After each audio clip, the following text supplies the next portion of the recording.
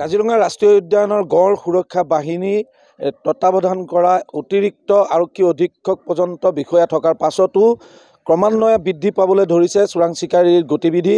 কাজিৰঙা ৰাষ্ট্ৰীয় উদ্যানৰ উত্তৰ দিশত থকা ব্ৰহ্মপুত্ৰৰ কাষৰীয়া যিসমূহ বন শিবিৰ, সেই বন শিবিৰ এলেকাসমূহত চোৰাং চিকাৰীৰ হেঁচা যথেষ্ট বৃদ্ধি পাইছে। আৰু এই মুহূৰ্তত আমি জনাব খুজিছোঁ যে অগৰাতলীৰ বনাঞ্চলৰ এৰাখুটি বন শিবিৰ এলেকাত পুৱতি নিশা গুলীচালনাৰ ঘটনা সংঘটিত হৈছে।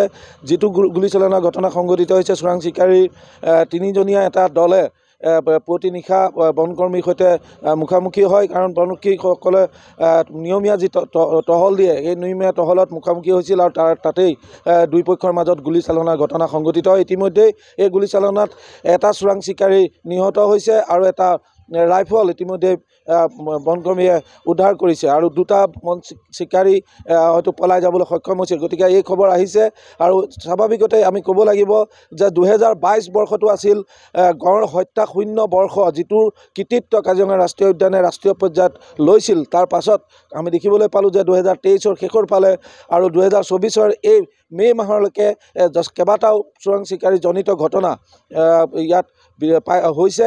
গতিকে এই স্বাভাৱিকতে অগৰাতলীত চোৰাং চিকাৰী গতিবিধি বৃদ্ধি পোৱাই উদ্যানখনলৈ ভাবুকি সৃষ্টি কৰিছে। আমি ক'ব খুজিম যে যিটো অগৰাতলীৰ যিটো পৰ্যটন ট্ৰেক, এই ট্ৰেকটোৰ যি ৰঙামতীয়া বন শিবিৰ, এই ৰঙামতীয়া বন শিবিৰৰ পৰা যথেষ্ট দুৰ্গম এলেকা এৰাখুটি বন শিবিৰলৈকে সেই পথছোৱা ব্ৰহ্মপুত্ৰৰ বালিময় পথৰ মাজেৰে এৰাখুটিলৈ যাব লাগে। আৰু ইয়াত গড়ৰ সংখ্যা যথেষ্ট বেছি আৰু বাঘৰ সংখ্যা যথেষ্ট বেছি। চোৰাং চিকাৰীয়ে হয়তো গড়ৰ টাৰ্গেট কৰি আহিছিল আৰু ইতিমধ্যে কেইমাহমান আগতেই চোৰাং চিকাৰীৰ হাতত গড়ৰ মৃত্যু হৈছে। গতিকে ইয়াৰ পাছত এতিয়া আমি দেখিবলৈ পাইছোঁ এই আৰু বনকৰ্মীৰ এই দল ইতিমধ্যে তালৈ ঘটনাস্থলীলৈ ৰাওনা হৈছে আৰু যিটো চিকাৰী নিহত হ'ল, সেই চিকাৰীৰ হয়তো মৃতদেহ আনিবৰ বাবে এই বাহনখন গৈছে। এতিয়া এটা কথাই ক'ব লাগিব যে এই চোৰাং চিকাৰীৰ যি গতিবিধি বৃদ্ধি পাইছে, ইয়াক নিয়ন্ত্ৰণ কৰাৰ ক্ষেত্ৰত কাজিৰঙা ৰাষ্ট্ৰীয় উদ্যান কৰ্তৃপক্ষ, গড় সুৰক্ষা বাহিনী আৰু অতিৰিক্ত আৰক্ষী অধীক্ষকে কেনেধৰণৰ ভূমিকা গ্ৰহণ কৰে সেয়া গুৰুত্বপূৰ্ণ হ'ব।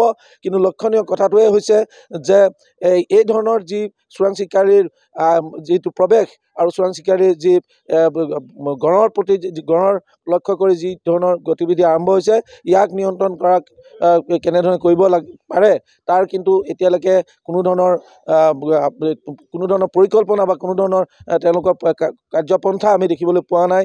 আৰু ইয়াৰ বাবে ইতিমধ্যে ঘটনাস্থলীলৈ উচ্চ পৰ্যায়ৰ বিষয়াসকল গৈছে। বোকাখাত মহকুমাৰ এগৰাকী দণ্ডাধীশ তালৈ গৈছে।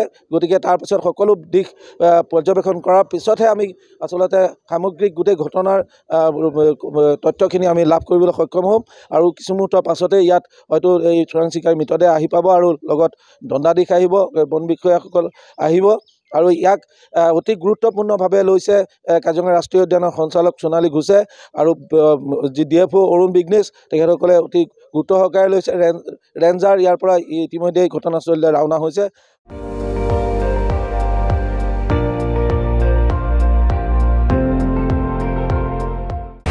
আপুনি চাই আছে ND24, সৰ্বশ্ৰেষ্ঠ নহয়, সৰ্বোত্তমৰ দৌৰ।